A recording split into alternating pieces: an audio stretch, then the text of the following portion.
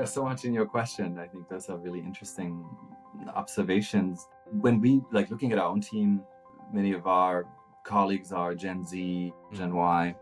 They have stopped looking for meaning only at work, right? Or the formalized work. And many of them have very flexible setups, and they have passion projects on the side. They have a side hustle. And it's not even a side hustle. It's just another work activity. So I think the notion of work has become much more holistic, and it's no longer tied to employment or to the one thing that defines you, that grants you identity, that you do. And I think that's really important. It's also important that we do work even if we are not working. So I'm thinking of, for example, the whole rest movement, Trisha Hersey in Atlanta, the nap ministry, and sort of napping and resting as resistance to this pressure of constantly having to perform and to advance your career and to optimize. And I was just reading The Prophet by Khalil Gibran and his really beautiful letters to Mary Haskell.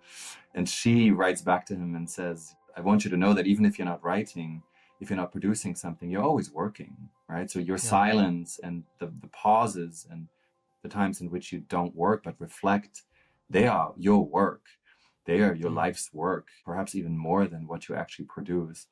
Now, that's an artist, and that's a very different life reality. But I do think that we need to begin to understand. The right question to ask is, what is our life's work?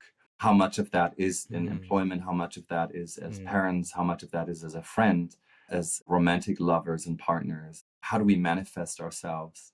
And how do we bring what only we can bring to the world? That's the work we have to do, no matter, it can be various platforms and channels. And this brings me to the question you had about hospitality. And this goes back to Priya Parker's work as well, who asked this question, what does it mean to be a good host? She also asked, what does it mean to be a good guest? But since we talked about hospitality, what does it mean to be a good host? And it's a good question for business leaders and organizations, not only for the customers, in relationship to the customers, but also their team members and society at large. How can we be a good host? And what does it mean to create hospitality?